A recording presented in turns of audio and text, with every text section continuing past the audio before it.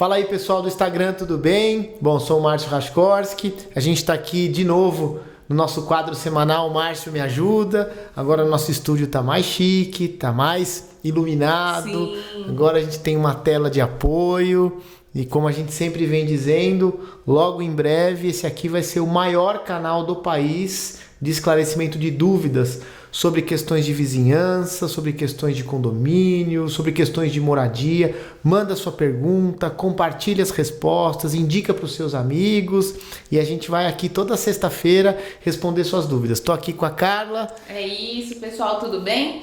Já para a gente começar a esclarecer algumas dúvidas que me perguntam lá no direct, pessoal, às vezes quando as perguntas são muito grandes, né, tem que ter um pouquinho de... tem que ter mais tempo para responder, às vezes a gente não consegue responder aqui no vídeo, né, Márcio? Aí se você precisa de uma consultoria, então tenta resumir ao máximo as perguntas de vocês, né, no máximo 3 linhas, para a gente conseguir responder aqui. Então se a sua dúvida não foi respondida, provavelmente é por isso, né? Porque a dúvida é muito grande e também porque chegam muitas perguntas, às vezes vai passando. E uma coisa importante, quando é uma questão que vai ajudar a todos, né? A gente tenta responder aqui de uma maneira bem genérica. Agora, tem pessoas que mandam uma consulta muito específica de um processo, Sim. de um caso concreto, e aí a gente nem pode responder, porque às vezes a pessoa tem um advogado que já atua e a gente esbarra em questões éticas. Então, isso aqui não é para fazer uma consulta jurídica, isso aqui é para fazer esclarecimentos sobre assuntos relacionados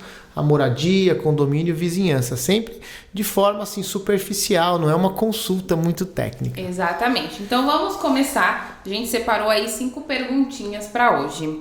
Primeiro, Márcio, o síndico pode fechar a piscina no inverno sem ter decisão em assembleia? Sozinho, o síndico não pode tomar essa decisão porque ele não é o dono do prédio, ele não é o xerife, né?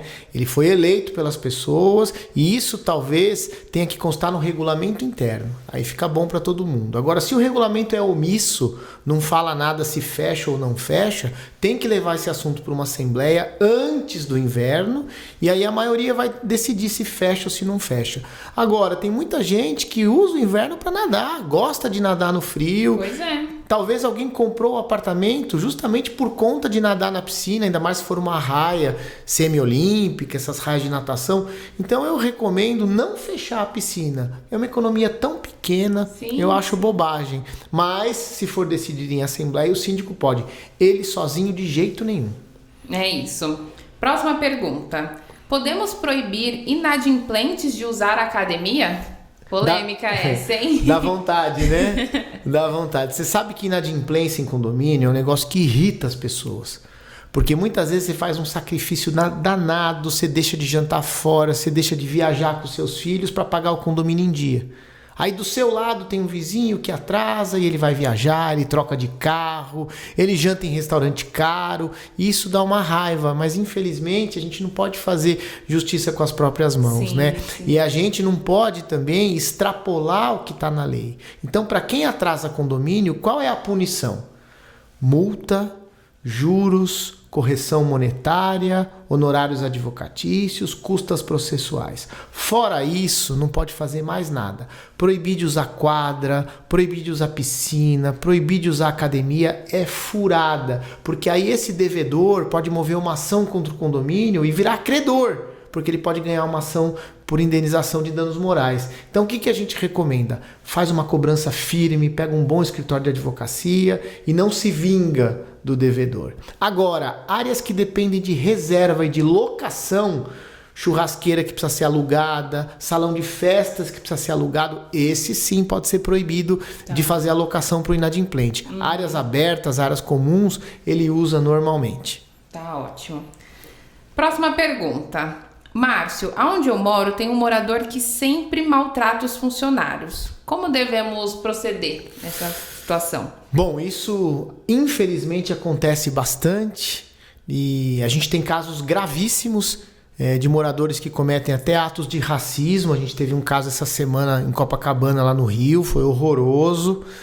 Ainda bem que a polícia foi chamada, tem boletim de ocorrência, mas enfim, não é só racismo que a gente tem outras coisas no dia a dia e que as pessoas assediam os porteiros, né? E trabalho ali, né, o local de trabalho é sagrado. Então, costuma acontecer muito o que a gente chama de carteirada, que é o cara que chega no porteiro e fala assim: você sabe com quem você está falando? Eu sou o dono, você é funcionário, eu que pago o seu salário.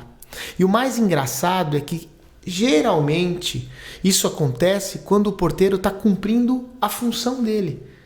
Porque muitas vezes o prédio cria normas de segurança, cria processos, procedimentos para o porteiro cumprir, e quando ele vai cumprir essas normas, o morador fica bravo. Então, por exemplo, o morador esqueceu o controle dele da garagem.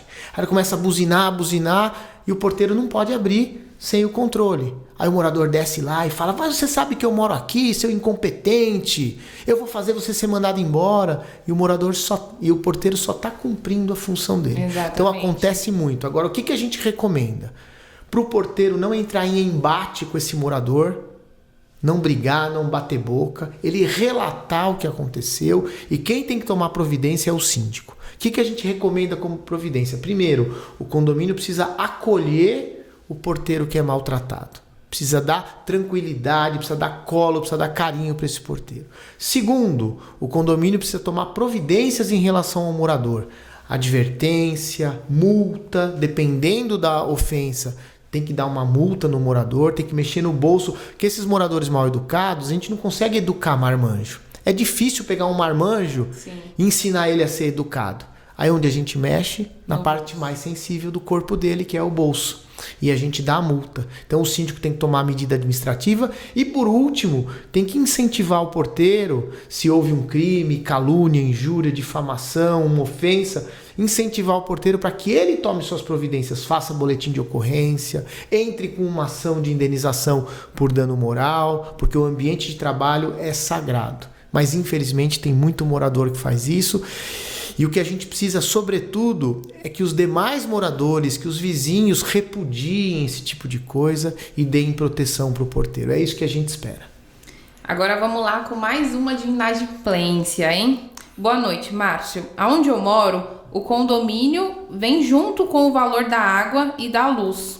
Perdão, da água e do gás. Tem algumas pessoas que não pagam. A gente pode cortar a água e o gás? Bom, gente, cortar água, cortar gás, cortar energia de um apartamento, isso a gente chama de serviços essenciais, porque são serviços essenciais à vida. Então, só quem pode suprimir o fornecimento de água, de gás, de luz é o concessionário de serviço público.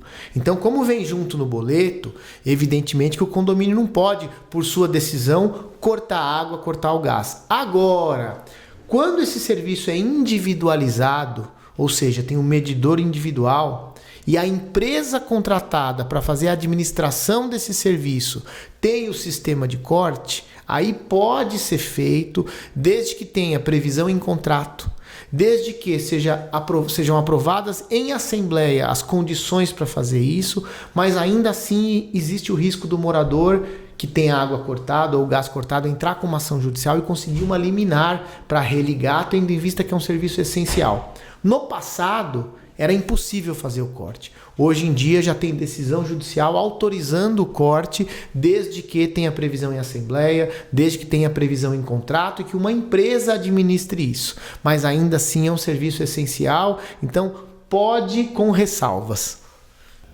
Agora vamos para a última pergunta. Ela fala assim: Márcio, a reforma de academia do condomínio entra como obra voluptuária? Ai, não consegui falar isso não. Vai, continua. É difícil essa palavra mesmo. Voluptuária. Você sabe que... por isso que eu gosto, às vezes, de ser um advogado que fala o simples. Porque o juridiquês mata a gente, né? Não é? O que significa isso, então, Márcio? Isso, vamos lá. Voluptuária é uma obra de embelezamento, uma obra de mero deleite, uma obra que não é necessária. Então, digamos assim, é uma obra que não é tão importante, é só para dar prazer para as pessoas. Então, o Código Civil, ele define as obras em obras urgentes ou emergenciais. Então, por exemplo, estourou o cano, é uma obra urgente. A outra classificação, uma obra necessária, ou seja, tem que fazer. Se não fizer, vai causar um prejuízo maior. Não precisa ser urgente, não é hoje, mas tem que fazer. Não se discute faz ou não faz, tem que fazer. Essa é a obra necessária. Aí tem a próxima categoria de obra, que são as obras úteis. Essas obras úteis são aquelas que aumentam a utilização do bem. Elas são importantes, não são urgentes, não são necessárias, mas serão úteis se forem feitas. E por último, tem essas obras que são voluptuárias, que é para o mero prazer, para o mero deleite. Esses são os tipos de obras. E para cada uma tem um quórum. A obra urgente, a obra emergencial, o síndico pode decidir por sua conta, porque ele é o responsável legal. A obra necessária, o síndico decide junto com o conselho, dependendo do valor leva para a assembleia, mas tem que ser aprovada com maioria simples.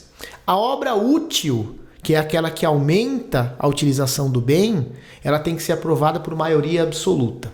E a obra voluptuária, que foi a que você me perguntou, tem que ter aprovação de 2/3. Só que a dificuldade é a gente conseguir classificar se uma obra é útil, se ela é voluptuária ou se ela é necessária. Eu entendo para uma academia que se for uma manutenção, tem uma esteira, você vai trocar por outra. Tem um equipamento, você vai pegar um equipamento mais moderno. Isso não é obra voluptuária. Isso é uma obra útil, talvez até uma coisa necessária para trazer mais segurança para o usuário. Então aí é um quórum mais tranquilo. Agora, se for uma reforma da academia, você vai aumentar as dimensões, você vai realmente criar uma academia nova, aí vai ser ou uma obra útil ou uma obra voluptuária. Aí depende da classificação que a administradora, que o jurídico, depende da interpretação que vai ser dada. Eu, particularmente, entendo que é uma obra útil, ou seja, não é meramente para deleite, não é meramente por prazer. É uma obra útil, porque vai melhorar a utilização daquela área, vai trazer mais conforto, mais benefício para a saúde das pessoas. Então, não considero como uma obra voluptuária, considero como uma obra útil. E isso faz toda a diferença em relação ao quórum. É isso, finalizamos aqui hoje. Boa, perguntas técnicas, perguntas boas, Sim. mas que servem não só para quem perguntou, mas para todo mundo. Exatamente. Então vamos continuar assim, fazendo perguntas que possam ajudar todo mundo, né? Nada muito específico, porque daí você precisa de uma consultoria e aí fica mais difícil pra gente responder aqui. Então continuem mandando suas dúvidas no comentário do vídeo, não deixa de compartilhar, curtir o vídeo, porque assim o Instagram entrega para mais pessoas. Obrigada, gente. Valeu. Hoje eu tô de terno e gravata, porque eu tive compromisso formal. Sim. Mas não necessariamente vai ser sempre assim formalzão, né? Não. A ideia é ser algo bem despojado aqui mesmo. Gente, é isso. Valeu. Até mais. Até mais. Tchau, tchau.